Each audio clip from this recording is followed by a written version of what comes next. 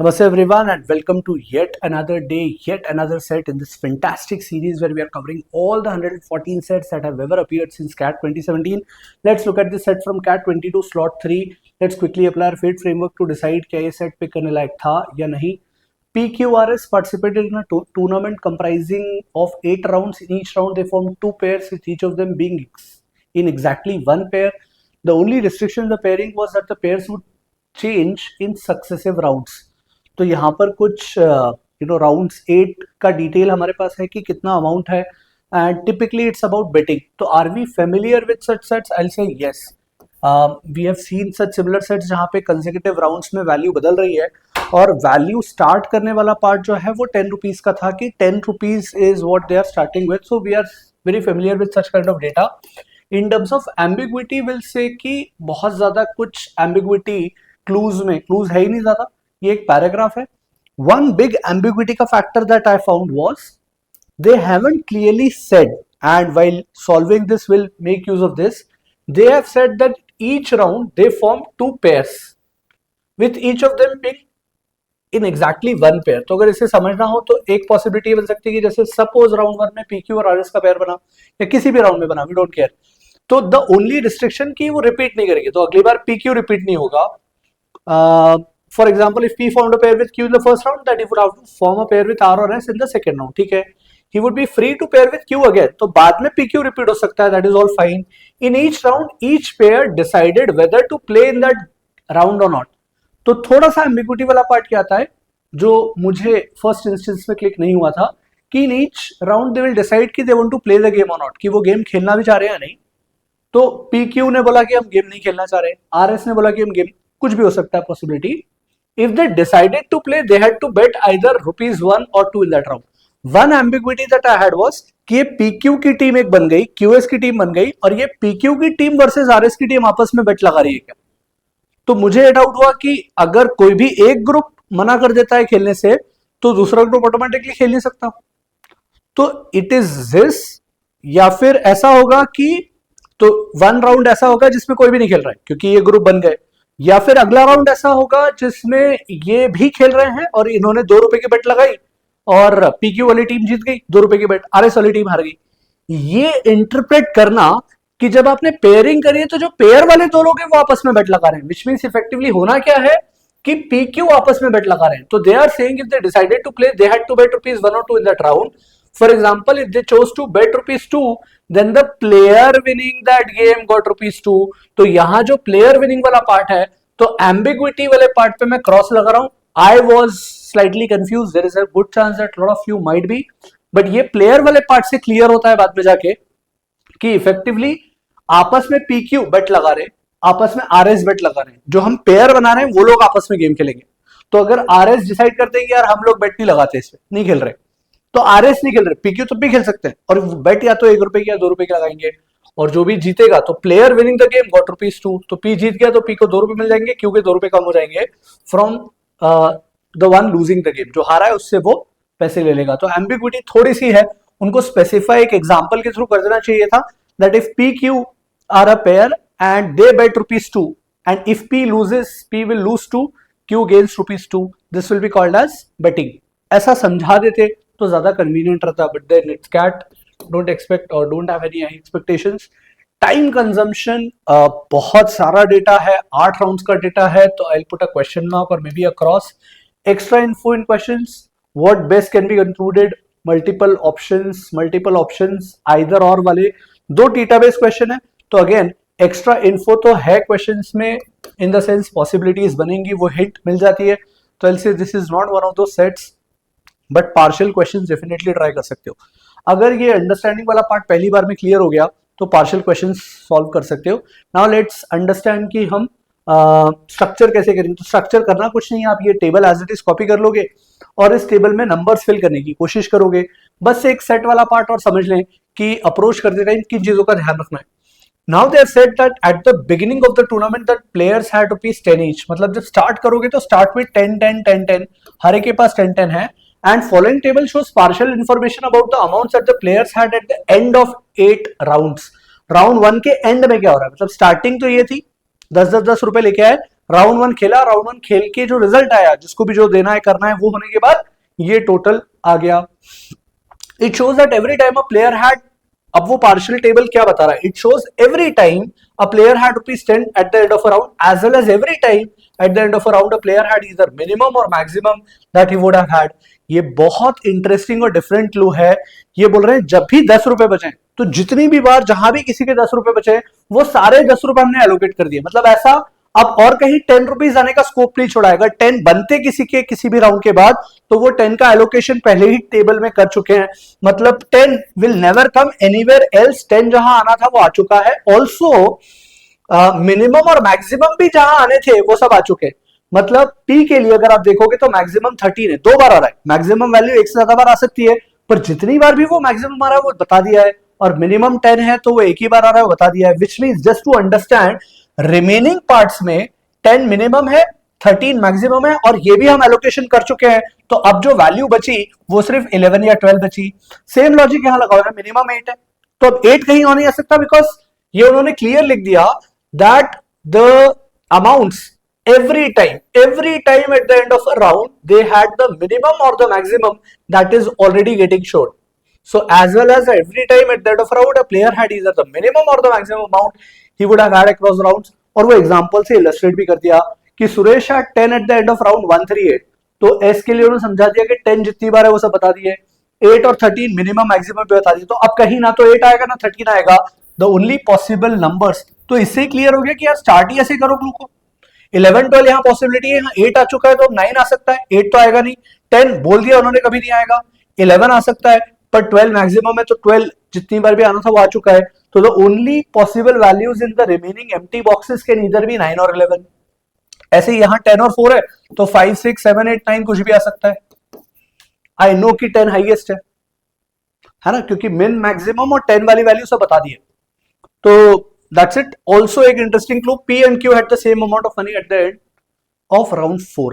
इतनी इंफॉर्मेशन के बाद अब हम सॉल्व करते हैं हमारे सेट को. So this is the table. I'll start with this कि स्टार्टिंग में सबके पास 10-10 रुपए थे तो इनका टोटल कितना होता है भाई. They started with 40 rupees. Always remember in betting it's a zero sum game. अगर मैं 2 रुपए हार रहा हूं तो कोई 2 रुपए जीत रहा है. अल्टीमेटली हमारे पैसे डिस्ट्रीब्यूट हो रहे हैं. Sum total of the entire set of rupees will remain same. They started all together with 40 rupees. तो हर राउंड के बाद जो टोटल बनना है that has to be 40 rupees. तो ये तीन वैल्यूज 10, 10, 20 और 28. This has to be 12. Think of it this way कि R और S के 10-10 रुपए थे, वो 10-10 रुपए रहे, लेकिन Q के 10 रुपए स्टार्टिंग के थे वो 8 हो गए और P के फिर ऑटोमेटिकली 10 के 12 होने पड़ेंगे. अगर Q ने 2 रुपए हारे हैं, if Q has lost ₹2 in bet, then that 2 rupees has to be gained by someone. Because R and S are not gaining those 2 rupees, it has to be gained by P. Therefore, P is winning the bet against Q. तो इसको आप लिख सकते हो first round में जो बेट हुई वो PQ के बीच में हुई 2 रुपए की. P won the bet, Q lost the bet. और RS ने आपस में बेट ही नहीं लगाई तो they did not bet. Dash लगा सकते हो, 0 लिख सकते हो, it's your convenience. तो ये लॉजिक क्लियर हुआ. सम टोटल रोज का कितना होना पड़ेगा 40. अब 40 करने के लिए 13 और 10, 23 एंड 8, 31. तो ये वैल्यू कितनी आ जाएगी 9. ऐसा ही राउंड 5 के एंड में कर सकते हैं. 10 और 10, 20 और 13. तो ये वैल्यू कितनी होनी पड़ेगी 7. वी हैव आल्सो आइडेंटिफाइड कि यहाँ की वैल्यूज 11 या 12 हो सकती हैं. क्लूज में दे दिया था कि S के लिए 9, 11, 12 हो सकती है बचे हुए एम्प्टी बॉक्सेस की वैल्यू. सिमिलरली Q के लिए we can say for sure कि 9 वैल्यू होगी या तो 10 अलाउड नहीं है 11 होगी. और R के लिए भी करस्पॉन्डिंग वैल्यू 5 से लेकर 5, 6, 7, 8 ये कहां तक जा सकती है 9 तक. आगे बढ़ते हैं. So we have been able to identify this much till now. Can I say 12 वाला क्लू इंटरेस्टिंग है. इस 12 में बिकॉज हर कोई बेट 1 या 2 रुपए की लगाता है तो या तो 1 रुपया बढ़ेगा उसका कंसेक्यूटिव में या 2 रुपया बढ़ेगा या 1 रुपया कम होगा या 2 रुपए कम होगा. अगर आप 12 के साथ यहां गैप देखोगे तो 9 आ ही नहीं सकता बिकॉज 3 रुपए लूज हो जाएंगे. एंड द सेम थिंग ऊपर भी 9 नहीं आ सकता बिकॉज 3 रुपए गेन हो जाएंगे. तो 3 रुपए अलाउड ही नहीं है. 1 या 2 का डिफरेंस अलाउड है कंसेक्यूटिव नंबर्स में. So the only possible values in this box has to be 9, has to be 11. This can not be 9 because 3 का गैप हो जाएगा. एंड सेम केस यहां पर, so this has to be 11. तो ये part definitely fill हो गया. अब अगर ये 11 आ चुका है तो think of it this way, 13 और 11, 24 और 10, 34, तो यहां पर वैल्यू डेफिनेटली क्या होनी पड़ेगी 6। I hope this part is clear. अब इस 6 से ये चेक कर लो कि ये 2 रुपए बेट में जीत रहा है, तो किसी और ने 2 रुपए हारे होंगे। R7P तो हो नहीं सकता ये कि 2 रुपए हारे हो, क्योंकि इसका नंबर फिर 15 होना पड़ेगा। 15 से 13 2 का लॉस होगा, ये तो 1 रुपए का लॉस कर रहा है, मतलब गारंटी है कि 2 रुपए लूज किसने करे, इसने। तो this number has to be 12, 12 से 10 हो गया। आप टोटल से कर सकते हो या विन लॉस के sum total zero sum game से कर सकते हो, whichever way you may want to prefer। 12 and 12 24, 24 and 4 28, तो this number has to be then 12। अच्छा, एक क्लू लास्ट में दिया, it is known that P and Q had the same amount of money with them at the end of round 4। at the end of round 4 दोनों की value same है, x। अब check करते हैं x के लिए 11 12 पॉसिबिलिटी है और 9 11। ऐसा कौन सा नंबर है दोनों पॉसिबिलिटीज में जो दोनों जगह इक्वल आ पाए? तो वी कैन से 11 दोनों जगह आ सकता है, बट इसके अलावा और कोई नंबर ही नहीं है। मतलब गारंटी है दैट राउंड 4 में the numbers have to be 11 11। I hope इतना पार्ट क्लियर है। So there are only certain bit of values that are left. इतनी पार्शियल इंफॉर्मेशन से आप डेफिनेटली एक क्वेश्चन कर सकते हो। So if we go back to the set of questions, they have asked what best can be said about the amount of money R had with him at the end of round 8। R का at the end of round 8 the number is 6। तो एक question तो definitely हो गया। और कोई question? Amount of money P had at the end of round 6। Amount of money P had, अभी वो निकालना बाकी है, चेक करके सॉल्व कर लेंगे। और कोई क्वेश्चन जो हम ट्राई कर सकते हैं, सोच सकते हैं? So how much money did R have at the end of round 4? Round 4 का अभी तक हम ढूंढ नहीं पाए, आर का कितना अमाउंट निकलेगा। तो there are lot of things which are left और क्वेश्चंस उन पे ही बेस्ड है, बट एक क्वेश्चन डेफिनेटली बन गया। How many games? गेम्स निकालने पड़ेंगे सारे, और राउंड 5 में किसकी पेयरिंग थी वो भी ढूंढना पड़ेगा। So will have a look at that. अब राउंड 4 से राउंड 5 वाले पार्ट पे चलते हैं। यहां 1 रुपीज का लॉस हुआ है दोनों, तो मतलब 2 बैट्स ऐसी हुई जहां 1 रुपया लूज करा है, तो बची हुई 2 बैट्स ऐसी होनी पड़ेंगी जहां 1 रुपया गेन करा है। तो ये दोनों नंबर्स ऐसे होंगे जिनसे 1 रुपीज का गेन हो रहा हो। तो this number has to be 6, 6 से 7 1 का गेन, और this number has to be 12। तो आई होप ये पार्ट क्लियर हो गया। राउंड 4 के एंड में इसका नंबर 6 आ जाएगा। एक और क्वेश्चन हो गया। सो थोड़ा सा और लॉजिक लगाना था और एक और क्वेश्चन निकल आया हमारा। अब सिमिलरली अगला थॉट देते हैं कि इनके बीच में ये करस्पॉन्डिंग राउंड 6 की वैल्यूज क्या क्या हो सकती है, इसका थॉट दे सकते हैं, या राउंड 3 पे भी जा सकते हैं। It's up to you. Round 3 पे चल लेते हैं। फॉर एग्जांपल यहां 2 रुपए गेन कर रहा है, एस 2 रुपए गेन कर रहा है, मतलब किसी और को 2 रुपए लूज करना है। क्या ये 2 रुपए लूज कर सकता है? क्यों 2 रुपए लूज करेगा तो 8 आ जाएगा, 8 अलाउड नहीं है। ये 2 रुपए लूज कर सकता है 13 से 11, यस दैट्स अ पॉसिबिलिटी। और 9 से 2 रुपए लेस कर सकता है 7, ये भी एक पॉसिबिलिटी है। अच्छा, 13 हाईएस्ट है, तो क्लियरली ये 11 12 है, यही 2 पॉसिबिलिटी है। और यहां 1 का गेन 1 का लॉस, अभी कुछ नहीं बोल सकते। तो मल्टीपल केसेस है, ऑल्दो केसेस बना के भी एलिमिनेट कर सकते हैं, but will wait for that. अगला पार्ट ऐसे सोच सकते हैं कि लेट्स ट्राई सर्टेन सिनेरियोस कि 2 रुपए गेन करवाने इसको, तो किसी और को 2 रुपए लूज करवाने हैं। वो 2 रुपए ये तो लूज नहीं करेगा, this person will not lose ₹2। तो अब ये पर्सन अगर 2 रुपए लूज करता है तो यहां 7 आ जाएगा। अगर 7 आ गया तो करस्पॉन्डिंग 2 रुपए अब और कोई लूज नहीं करेगा, बिकॉज यहां 10 या 11 में से पॉसिबिलिटी है। तो may be we can go by that logic, और वी कैन से कि यहां 11 12 में से ही कोई वैल्यू है। तो लेट्स से कि 11 यहां नहीं आ सकता। 11 इसलिए नहीं आ सकता क्योंकि अगर ये 2 रुपए लूज कर रहा है तो उसको 2 रुपए गेन करने पड़ेंगे, which is not allowed. So this is for sure that this value can not be 11, so this value has to be 12। अब अगर ये 12 है तो इसने 1 रुपया लूज करा, तो बचे हुए पर्सन को 1 रुपया गेन करना पड़ेगा। This value has to be 11। Now let's take R3 से R4। This person is losing 1, this person is remaining constant. अगर एक पर्सन कांस्टेंट है, मतलब वो बेट नहीं कर रहा है, तो उसका जो ग्रुप में पेयर होगा वो भी कांस्टेंट होना चाहिए। वो पक्का है कि नहीं कहीं मिल रहा। 10 से 12, 7 से 6, 11 से 11, एक ही पर्सन क्यों ऐसा मिला है जो 11 से 11 पे है, which means this possibility that I have highlighted in green कि ये पर्सन +2 गेन कर रहा है, तो 7 यहां आएगा 2 का लॉस करके। ये पॉसिबल नहीं है। 2 का लॉस क्यों नहीं कर सकता? 2 का लॉस R नहीं कर सकता, मतलब गारंटी है कि 2 का लॉस कौन करेगा? P। तो वी आर 100% श्योर कि P will lose an amount of 2 in the bet. तो मैं इसे एलोकेट कर दूं, लूज एन अमाउंट ऑफ 2 मतलब ये 11 आ गया। सो 13 से 2 लूज कर दिया, ये 11 आ गया है। ये 2 गेन कर चुका है, दिस इज 10। अब बचे हुए 2 लोगों में बिकॉज इनकी वैल्यूज चेंज हो रही हैं, पक्का है बिकॉज 10 आ चुका है तो अब 10 नहीं आएगा। या तो ये 1 रुपी लूज करेगा या गेन करेगा, and the corresponding same data is here. 9 से ये 10 नहीं ले सकता बिकॉज यहां पर 5 से 9 10 वाली सारी वैल्यूज ऑलरेडी गिवन थी, तो therefore this value has to be 8, है ना। 9 से 1 रुपी गेन नहीं कर सकता, 1 रुपी लूज ही करना है। 10 हमें सारे ऑलरेडी गिवन थे, तो अब नए एम्प्टी बॉक्सेस में 10 नहीं आ सकता, मैक्सिमम 9 ही अलाउड था, तो ये 1 रुपी लूज कर रहा है, मतलब बचा हुआ पर्सन 1 रुपी गेन कर रहा होगा, तो 10 से 11 आ जाएगा। सिमिलरली नाउ लास्ट वाला पार्ट बचा है, अगेन पॉसिबल सिनेरियोस बिल्ड करके इन 3 एम्प्टी बॉक्सेस को फिल कर लेते हैं। तो चेक करते हैं कि क्या क्या पॉसिबल सिचुएशंस बन सकती हैं। We have one person who has gained 1 rupee in the bet, तो किसी एक और पर्सन को 1 रुपी लूज करना है, ये सिचुएशन आएगी। अच्छा, यहां पर 12 आ चुका है, 13 ऑलरेडी नहीं आ सकता, 12 का 12 आ सकता है क्या? इज इट पॉसिबल कि 12 का 12 दो लोगों के सेम स्कोर आ जाए? पॉसिबल है। तो अभी मल्टीपल सिनेरियोस बिल्ड करना पड़ेंगे। Start with multiple scenarios in the sense कि 11 या 12 है, तो एक 11 या 12 वाली सिचुएशन लेके चल लेते हैं कि सपोज मैंने यहां 12 एलोकेट कर दिया। अगर मैंने यहां 12 एलोकेट कर दिया राउंड 6 को, तो इसका स्कोर चेंज नहीं हो रहा है, मतलब किसी और का भी स्कोर चेंज नहीं होना चाहिए।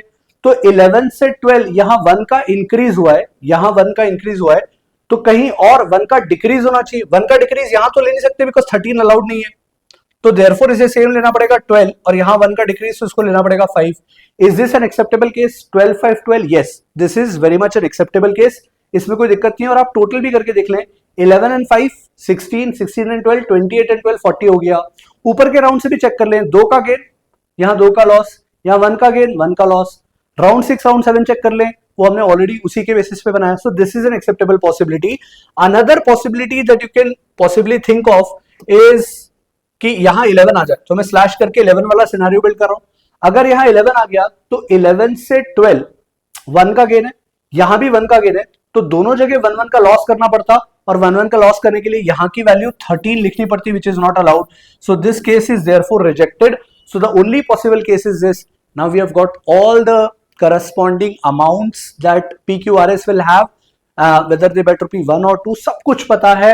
अब बस कैलकुलेशन अगर हम देखें, तो एक पार्ट बचता है कि राउंड 5 में पेयरिंग क्या थी। If you look at the previous question, which of the following pairings were made in round 5, round 5 का पेयरिंग अगर ढूंढने जाएंगे तो हो सकता है थोड़ा सा चैलेंज आए। क्यों चैलेंज आए? बिकॉज R3 R4 का अमाउंट सेम है, सॉरी R4 R5 का अमाउंट सेम है, कि दोनों 1 1 रुपए लूज कर रहे हैं और ये दोनों 1 1 रुपए गेन कर रहे हैं। तो PQ लूज कर रहे हैं और RS दोनों गेन कर रहे हैं, तो किसकी किसके साथ पेयरिंग है, ये थोड़ा चैलेंज होगा। तो let's look at this part कि प्रीवियस राउंड में क्या हो रहा है। प्रीवियस राउंड में R3 से R4 दोनों की वैल्यू सेम है, तो देयरफॉर कहना से PQ का ग्रुप बना होगा R3 से R4 में, और यहां पर RS का ग्रुप बना होगा। सिमिलरली राउंड 6 की ग्रुपिंग देख लेते हैं, इसने 2 रुपीज गेन करे हैं, इसने 2 रुपीज लूज करे हैं, मतलब PR का ग्रुप बना होगा। तो अब कंसेक्यूटिव पॉसिबिलिटी हमें मना कर दी है, मतलब PQ और PR का ग्रुप नहीं हो सकता है, तो गारंटी है कि किसका ग्रुप बना होगा, PS का, और यहां पर बचा हुआ ग्रुप किसका होगा, QR का। तो P और S, that should be our answer. P and S, choice C will become our answer. तो ये question we are done. What best can be concluded, we are done with first question. I think सारे questions इस logic से हो जाएंगे। बस एक question बचा है, which is how many games are played with a bet of 2। तो या तो आप पूरा मैनुअल काउंटिंग वैसा कर लें कि हर एक राउंड में 2-2 रुपए की बेट कब लगी है, तो जहां भी 2 का डिफरेंस बन रहा होगा, जैसे 10 से 12 आया तो एक बेट बन गई, है ना। तो think of it this way, PQ की जो आपस में बेट हुई है वो 2 रुपीज की हुई, will count this as 1 bet. But if you look at the change 10 से 12 और 10 से 8, तो 2 बार ऐसे चेंज दिखेंगे 2-2 के गैप वाले, 2 डिफरेंट चेंजेस का मतलब एक 2 रुपीज की बेट लगी है। तो या तो आप टोटल 2 रुपीज के चेंजेस काउंट कर लें, उनका हाफ कर दें, क्योंकि 2 differences of ₹2 will be equivalent to 1 bet. या फिर जैसा मैनुअल काउंटिंग कर रहे हैं कि 12 से 13, 8 से 10 और 10 से 8, तो यहां QS की 1-2 रुपए की बेट लगी, तो ये दूसरा हो गया सिनेरियो। फिर 13, 10, 9, 8, 8, 10, तो 13, 11, 8, 10, यहां पर P और S की एक बेट लगी, तो 3 हो गए।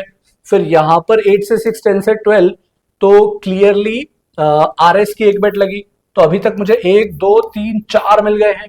यहां पर चेक करें तो यहां पर नहीं मिल रहा है। 10 से 12, 7 से 5, क्लियरली P और R की एक बेट मिल गई है, तो there are 5 such bets now, 10 से 12 और 7 से 5। अगली बार देखते हैं 12 से 12, यहां कोई बेट नहीं मिली, और लास्ट राउंड में देखें तो 4 से 6 और 12 से 10 एक और मिल गई, तो total bets are such 6 in number. So I think all the questions are pretty doable once you get the table. Let's quickly summarise all this information, तो एक बहुत क्लियर स्ट्रक्चर में आपके पास फाइनल आंसर की अवेलेबल है। फटाफट questions के आंसर समरी के फॉर्म में देख लें। What best can be said Ritesh had with the end of round 8, round 8 में इसके पास एग्जैक्टली कितने 6 rupees. About the money, P had round 6 के एंड में, पी राउंड 6 के एंड में 12, exactly 12। How much money did R have at the end of round 4, R at the end of round 4 6, theta based question. How many games, we have already calculated 6, यहां से manual counting कर सकते हो 1 2 3 4 5 और 6। which of the following pairings was made in round 5, round 5 में pairing थी PS और QR की, तो PS is visible, correct answer is choice C. This completes our discussion for another set. Keep practicing, have a fantastic CAT exam, have a fabulous DLR ka score. That's it from my side, I'll take a leave. Ciao.